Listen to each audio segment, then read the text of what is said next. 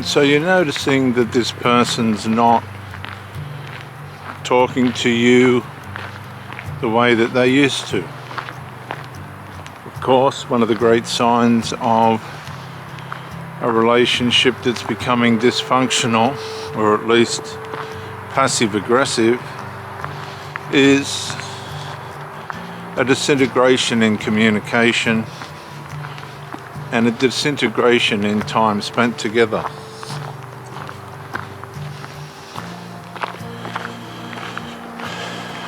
When the person that you're with is no longer telling you about their life and what's been happening and what's going on, and having general conversation with you, sometimes it can be identified as comfortable silence, if that is the case. But if you're dealing with somebody that always seemed to have one foot in the relationship and one foot out of the relationship, and you've tried to customize yourself to be able to manage that, you've tried to condition yourself to be able to manage that, to be able to live with that, even though in your sediment state it was always a frustration and an aggravation.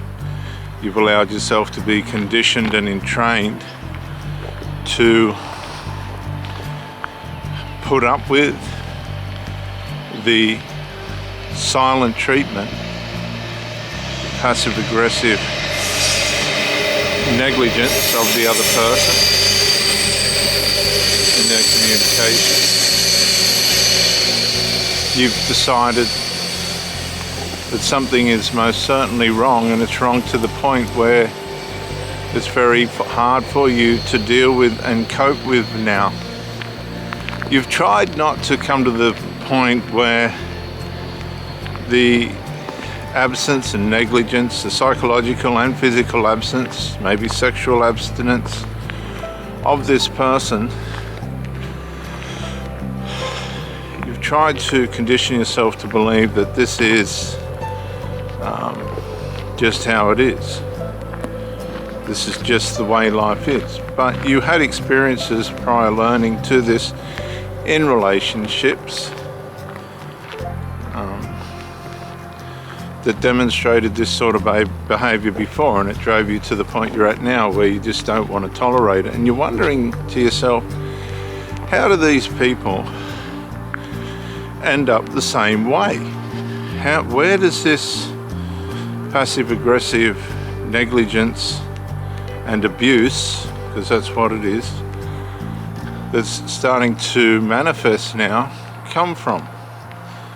How is this happening to me, and why does it? I'm telling you, there's a spiritual program, there's a spiritual virus that works through the carnal nature of these people, and it defrags back into its negligent state. And somebody's got what they want and they don't know how to manage themselves or sustain themselves and their behavior in a way in which it's going to benefit the relationship. You end up with this tilted version of the person that is contrary to the person that you met. And it's not a very nice version, and this happens to a lot of people. What you'll find is this person will start to use substances, alcohol and things to stay in touch with themselves. They might still read books and sit there and do crosswords and things like this, but it's all about managing. It's all about how they manage the way they feel. They're running their life on and through the way they feel. It's not really rational. It's directed by the pleasure zones, as it were, the things that are going to bring the dopamine, or whatever that chemical is, that helps people to feel better about themselves. The only problem with that is dopamine and things like that aren't sustainable. They're not sustainable chemicals. They're things that can't be sustained. And so it's a constant journey of helping this other person to manage themselves in a way in which they're comfortable with themselves. Now, Hank, come here. We'll sit, please. Sit. Sit. A way in which they're comfortable with themselves. And so we find then that we're no longer living with the purpose for ourselves, even though we're probably tagged our purpose onto the edge of that.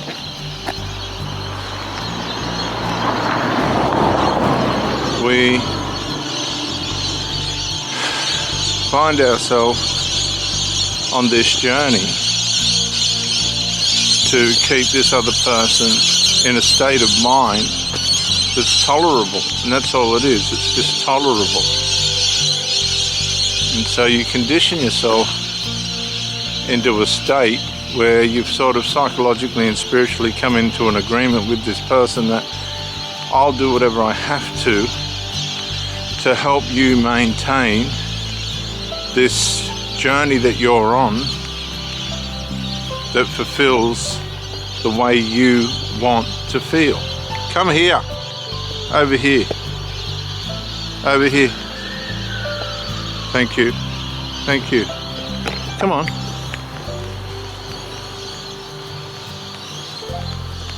I've got to teach him not to walk out in the middle of the road because he will get run over.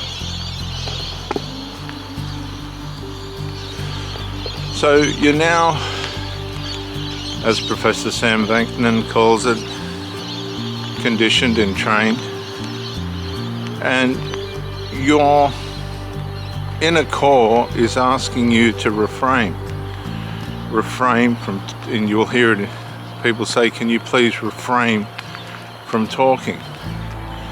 Something's starting to rise up in you that wants you to refrain from running after this person, from putting your time and effort into this person. Something inside you is asking you to refrain from the time that you're putting into this without the benefits that you need for yourself. And you start to realize, as your person is trying to recalibrate back to who you are and what you need and what some of the things are that you want, that this is not an environment or somebody that you should stay with to benefit you in the long term of your life. And as you start to realize that you've been hoodwinked and conditioned and entrained to adapt to the wants and needs, the dysfunctional wants and needs, selfish wants and needs, sinful wants and needs of this other person, who's only subject to their lusts and desires, as the Bible puts it, and they've been completely deceived by them.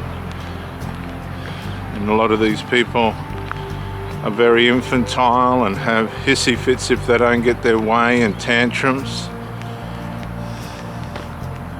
if they don't get their way. And you've been on the end of this possibly for months or years or decades. Some of you put up with it for decades, thinking that it's your lot to try and manage this monster. Could be female or male or both. And as you begin to reframe, you begin to come back to yourself, you realize that you need to start to separate. Now, separation's one of those words, it's a dirty word when it comes to relationships, because we're not supposed to do that. But in certain circumstances, we are. And that's particularly when you're being passively aggressively abused. Now, you can be abused just in the from the silence of somebody. In one of my last relationships, I didn't even know what the person was doing, where they were, what was happening in their life. They were somatic. They just turn up, have their sex, food, and go again.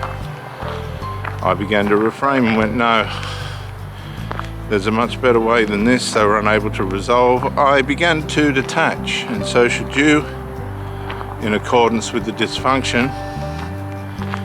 And that will lead you to where you need to be, and that's probably you detach to the point where you actually jettison the relationship. They haven't listened. They haven't wanted to resolve anything in a constructive, permanent way.